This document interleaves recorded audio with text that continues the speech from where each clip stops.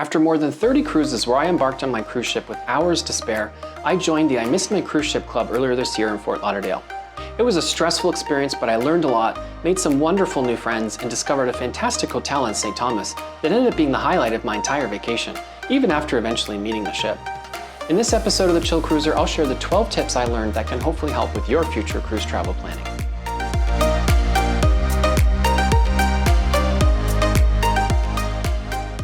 Hey cruisers, Andrew from Ottawa, Canada here. Welcome to The Chill Cruiser, where I review premium cruise ships from a chill perspective, sharing tips on how to save time, money, and grief on your cruise vacations. Over the next 2 episodes, I'm going to share what I learned after missing my cruise ship for the first time a few months ago. Today I'll focus on what I learned from a travel planning perspective, and then part 2 will focus on what I learned after putting my travel insurance policy and Canada's flight delay compensation regulations to the test. It's a crazy story, and I'll start from the beginning with the flight because there were some valuable lessons learned well before takeoff. I was flying direct from Toronto early in the morning of the cruise, which I know many of you are going to say, well, that was your problem right there, but hear me out. I've been able to go on a lot of cruises in North America because I usually book last minute and fly in the day of the cruise from Toronto Pearson, which is a major hub airport with multiple direct flights a day to most major embarkation ports. Before this day in March, I had successfully made it on 31 cruises without even one close call. Flights to major embarkation cities like Fort Lauderdale are usually given operational priority by the airlines because many of the passengers are catching cruises booked by their own vacation arm. That was always the case, at least until I boarded Air Canada Flight 912. It was scheduled to depart at 6 a.m. and arrive in Fort Lauderdale 3 hours later, which was several hours before they even began embarkation on the cruise ship I was supposed to catch, Regal Princess. I had a 6-hour buffer leading up to the ship's 3:30 departure time, and there were several backup direct flights throughout the morning if necessary. Well, I learned later that you can't access those backup flights if you're trapped in a jet that's parked on the tarmac with no gate. The plane left 45 minutes late because Air Canada closed the gate before several passengers with checked luggage boarded the plane, meaning they had to go into the belly of the massive A330 jet and fish out all of their bags. Why they didn't just let those passengers on the plane, I'll never know. No problem, I thought, lots of buffer time left. We started pushing back, but then the guy seated behind me calls a flight attendant and says, "What's that on the wing?" It just looked dirty to me, but the flight attendant alerted the captain, who stopped the plane, and then started what ended up being a several hours long farce. We couldn't go back to the gate we just left to check it out because it was reserved for an incoming plane. None of Pearson's 58 gates were free, so we had to go park on an apron of the tarmac next to a seized Russian cargo jet, waiting either for a gate to open up or Air Canada's maintenance team to come and take a look. Well, we ended up waiting 4 hours for a gate because Pearson's a hot mess these days, and Air Canada's maintenance team wasn't comfortable coming to an aircraft parking lot to come and look at the wing. As we were waiting, I realized that I was experiencing déjà vu. Not being parked next to a Russian cargo jet, that was definitely a first. But it was the 5th or 6th time in the last couple of years that I was on an Air Canada plane waiting a long time for some sort of maintenance issue to be resolved. So by this point, I'd learned lesson number 1. Research a flight's on-time performance before buying your ticket. Flight Stats is a great site that gives you a breakdown of each flight's track record over the last couple of months. Not surprisingly, the flight I took no longer flies Toronto to Fort Lauderdale, but here's an Air Canada flight doing the same route today with half of the 60 flights posting excessive delays. Contrast that with WestJet, which is the airline I usually fly to Fort Lauderdale, with 87% of the 39 flights on time on the same route in the same period. So at just around 11 a.m., 5 hours after our scheduled departure and 2 hours after we were supposed to have arrived at Fort Lauderdale, we arrived back where we started.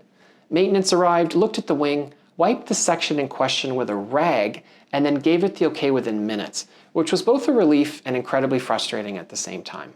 Okay, no problem, I thought. We can still make it. The ship didn't leave for another 4 hours. It was only a 3-hour flight, and the port's less than 10 minutes away from Fort Lauderdale Airport. But then the captain announced a twist. We had to get off the plane because it had been idle for so long, it needed to refuel and get a new crew. Now I started to panic. I thought, okay, let's get on one of those other direct flights. Well, because we'd been on the tarmac for so long, there was only one flight left that would arrive before the ship's departure time, and it was leaving in 15 minutes. That might have been doable if it was in the same terminal, but it was in Terminal 3, which would have taken 15 minutes just to get to the front door, let alone go through security and customs again. I might have had a chance if that flight was delayed too, but of course it was running on time.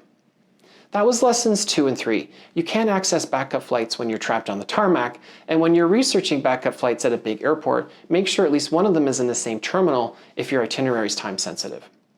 Okay, no problem, I thought. The last 2 times I sailed on Regal Princess out of Fort Lauderdale, I remember we left at least an hour late because we were waiting for a few passengers who were delayed because of late flights or traffic on I-95.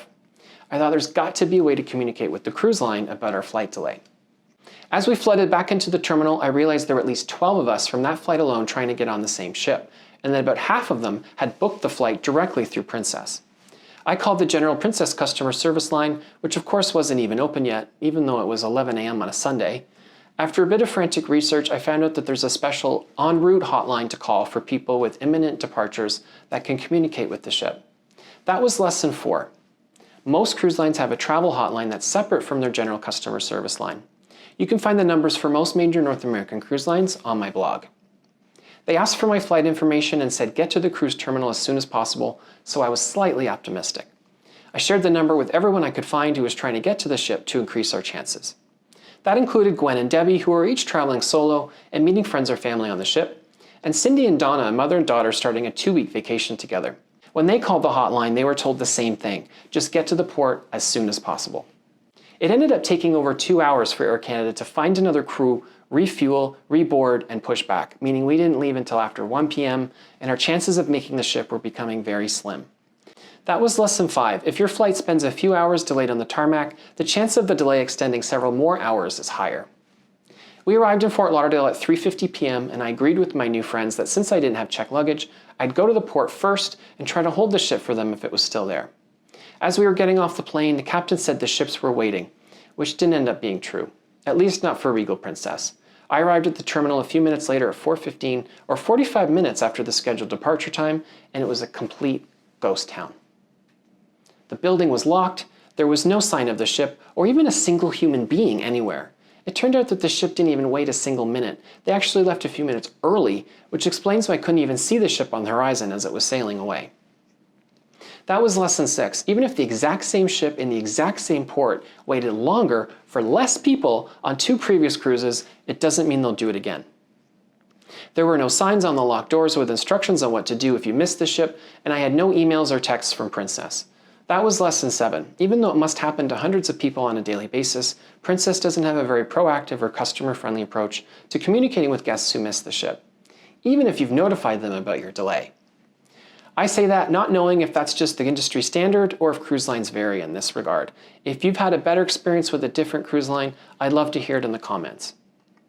At this point, I didn't know what to do, so I called the travel hotline again. They said I would need to meet the ship on day 4 of the cruise in the second port of St. Thomas, since it wasn't possible to embark on the first port, which was their private island in the Bahamas. That was lesson 8. You can't always meet the ship at the first port of call. A few minutes later, everyone else from my plane started arriving, and they were just as disappointed. Debbie, Gwen, Cindy, and Donna arrived in a cab, and we were all dumbfounded. None of us knew what to do or exactly what our travel insurance policies covered. It was surreal to feel a bit helpless in a space that's usually bustling with hundreds, if not thousands, of passengers and port employees. It felt like we were on the set of The Walking Dead. So that was lesson 9. If you opt to fly in the day of the cruise, have a backup plan ready for where you're going to stay that night and how you could meet the ship that's at or under the limits of what your travel insurance provides. I remembered there was a bunch of hotels a few blocks away, so we decided to head there to regroup. We ended up getting rooms at the Embassy Suites and taking full advantage of their happy hour. I think guests attending a conference at the hotel could see how heartbroken we all were because random people just started throwing drink tickets at us, which we took full advantage of before happy hour ended. After dinner near the hotel, we had the beginnings of a plan of attack. There was a daily direct flight on Spirit from Fort Lauderdale to St. Thomas, but there were only 3 seats left the next day. Debbie, Gwen, and I would take those seats, get a home base set up in St. Thomas, and then Cindy and Donna would get the next day's flight and join us. None of us had ever stayed in St. Thomas, so we had no idea where to book. I remembered Critic had great forums where travelers exchange tips and ideas for specific ports, so I asked for inexpensive hotel suggestions on the St. Thomas forum. Within hours, several members had made some recommendations. I could see that there was a lot of hotel availability on the island, so we decided to be spontaneous and check out the hotels in person before booking anything. One of the hotels that was recommended by several people on the forum was called Maffely, which is a small property perched close to 1,000 feet above sea level, overlooking the harbor of Charlotte-Amalie. Our Spirit flight left on time, and after we landed and got our luggage, we headed to the MAF to check it out. And we were very glad we did. When we arrived at reception, Stephen, the owner, was there and listened to our crazy story. He said he had a great 2-bedroom, 2-bathroom condo suite available that could sleep 8 and invited us to take a look. Debbie, Gwen, and I couldn't believe our eyes once we stepped inside. It was beautiful, with a stunning billion-dollar view of the harbor. Stephen said he'd give us a break on the room rate because of our ordeal, and we accepted his offer on the spot. So that was lesson 10. Tap into the Cruise Critic community when you have port-specific questions, because the MAF recommendation was a huge help and gave us all a much-needed boost. Stephen and his team took amazing care of us, helping us get wine and all the supplies we needed to make the most of our unexpected stay on the island. We enjoyed a great dinner in their restaurant, relaxed the next day by their pool, and after Cindy and Donna arrived, Gwen prepared a delicious dinner for all of us in the condo's kitchen. That was lesson 11. Embrace the extra time you have in the port if when you miss your ship.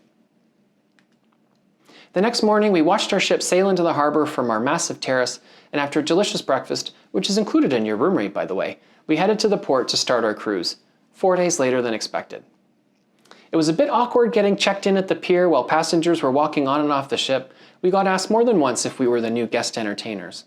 Even though the crew had a long list, almost a page long, of people who missed the ship from our flight, they were indifferent to our experience and had no answers as to why they didn't wait for us. It was bittersweet walking on the ship and starting our cruise late. Although we still got to enjoy a few days on the ship, and I enjoyed introducing Debbie and Gwen to Cosmos, it was tough to shake off our experience.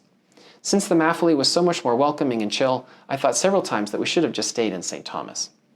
One of the other implications of meeting the ship mid-cruise was that they had to hold our passports. And because of US Customs regulations, we had to be first off the ship on disembarkation day. So we had to meet guest services at 6 a.m. and get escorted to customs before they could start the regular disembarkation process. That meant we had to be up and out of our cabins much earlier than usual. So that was the final lesson. You have a slightly different experience on board when you meet the ship mid-cruise. So the big question we all asked ourselves was, would we ever fly in the day of the cruise again? The consensus was no-ish. I'm still on the fence. I think for very specific circumstances, using the flight planning lessons I shared, it can still make sense sometimes. But in the majority of scenarios, I'd say it's not worth it, especially with all the issues airlines and airports are having these days as they struggle to handle post-COVID demand. I did fly into Vancouver on the morning of my next cruise on Majestic Princess in May, and ironically this time I arrived early and Princess was 5 hours late. You can check out my full review of that cruise here. Okay, that's part 1 of our story. Please hit subscribe if you haven't already so you don't miss part 2, where I'll share what we all learned about travel insurance and flight delay compensation after returning home and filing our claims. Thank you for watching, and happy cruising.